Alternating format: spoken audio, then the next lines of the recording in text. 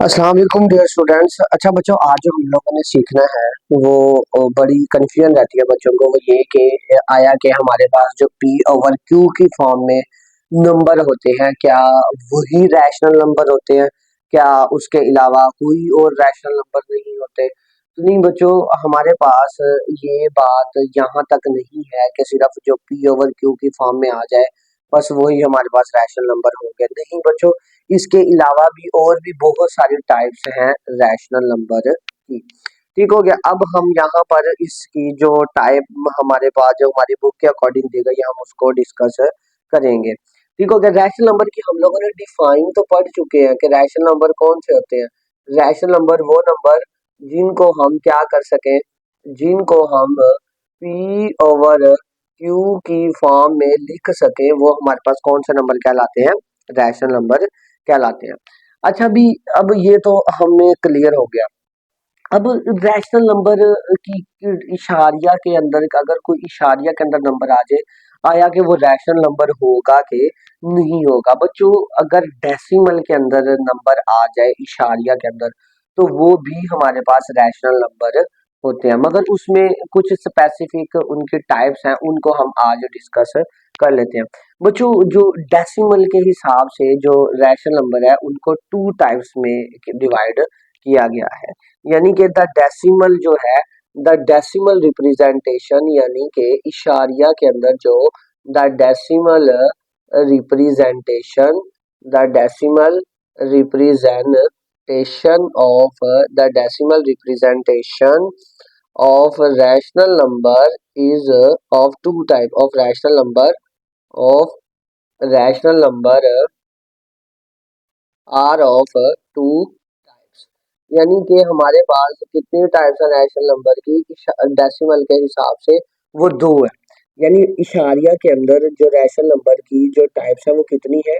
दो है। बच्चों, पहली टाइप कौन सी है? पहली टाइप बच्चों हमारे पास है जी टर्मिनेटिंग डेसिमल फ्रैक्शन। यानी कि पहली टाइप है जी terminating decimal fraction. Terminating decimal fraction यानी कि हमारे पास इशारिया के अंदर भी जो नंबर होंगे वो क्या होंगे? रैशनल होंगे। बट उसमें पहली टाइप है टर्मिनेटिंग डेसिमल फ्रैक्शन और दूसरी टाइप है जी non terminating decimal fraction. Non terminating decimal fraction. Non terminating decimal fraction, या इसको दूसरा नाम भी देते हैं और वो दूसरा नाम है जी recurring decimal fraction. Recurring decimal fraction.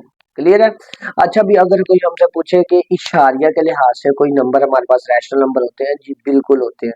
उनकी कितनी टाइप्स होती हैं, किस तरह के होते हैं? उनकी दो टाइप्स होती हैं। एक टर्मिनेटिंग डेसिमल फ्रैक्शन होती है और दूसरी क्या होती है? नॉन टर्मिनेटिंग डेसिमल फ्रैक्शन होती है।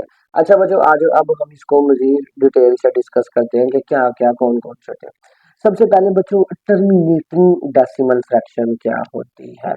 अब टर्मिनेटिंग डेसिमल फ्रैक्शन का मतलब क्या है? आइए भी इसको सबसे पहले डिस्कस कर लेते हैं। जी terminating decimal fraction.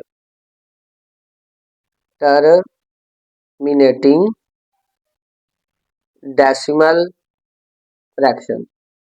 Terminating decimal fraction. बच्चों, टर्मिनेटिंग डेसिमल फ्रैक्शन हमारे पास कौन सी है? अब वो कहता है कि ऐसी फ्रैक्शन, ऐसी फ्रैक्शन यानी कि हमारे पास कोई नंबर दिया गया, वो फ्रैक्शन के अंदर दिया गया। कैसे? जैसे लेट्स सपोज दैट मैंने कोई नंबर ले लिया, एग्जांपल के तौर पर वो है जी 2/5। क्या एक रैशनल नंबर है? बिल्कुल जी है रैशनल नंबर।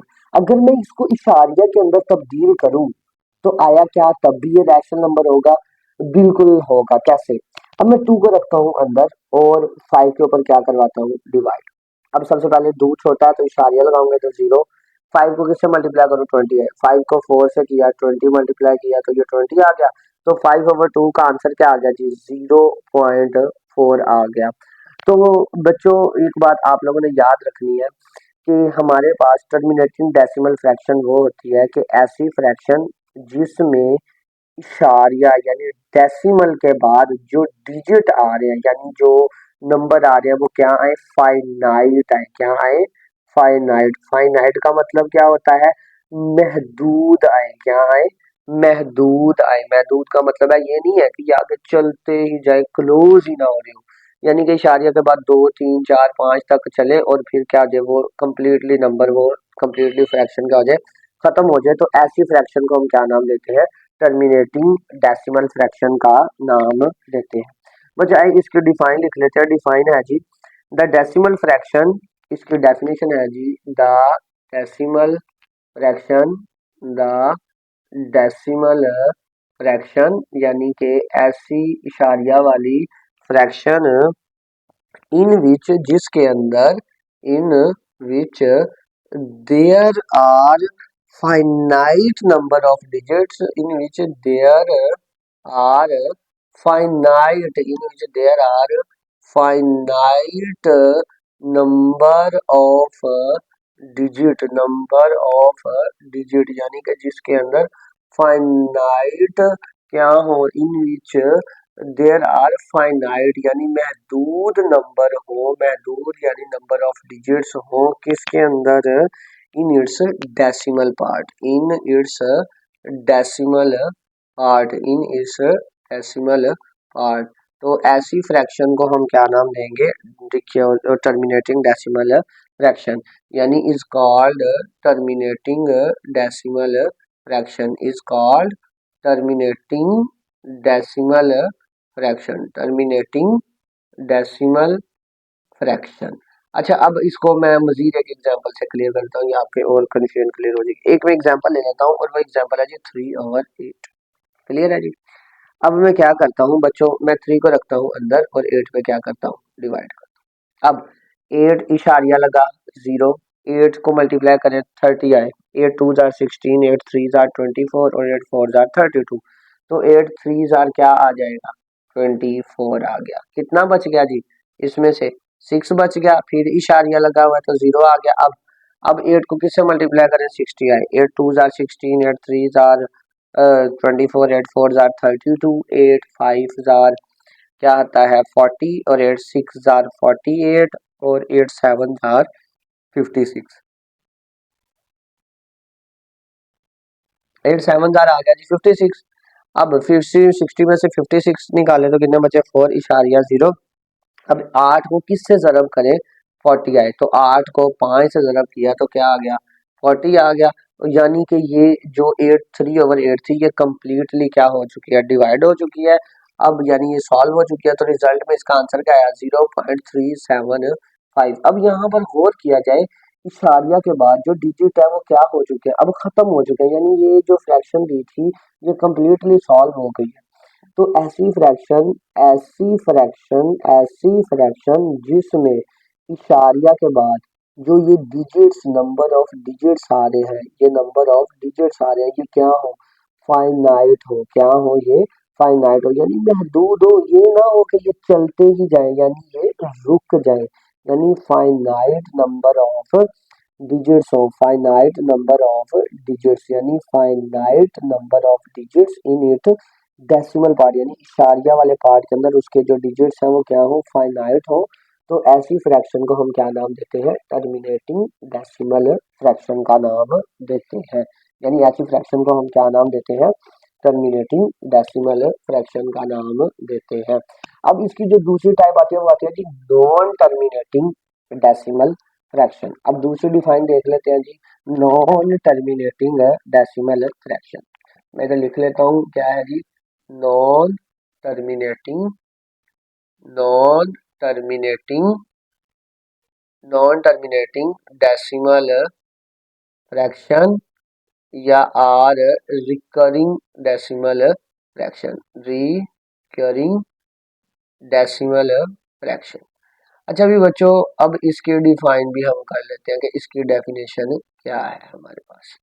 अब जी इसकी डिफाइन बच्चों हमारे पास ये होगी। अब देखो सबसे पहले एग्जांपल देख लेते हैं। मैं एग्जांपल ले लेता हूँ, एक एग्जांपल आ गई जी 2/9। क्लियर है।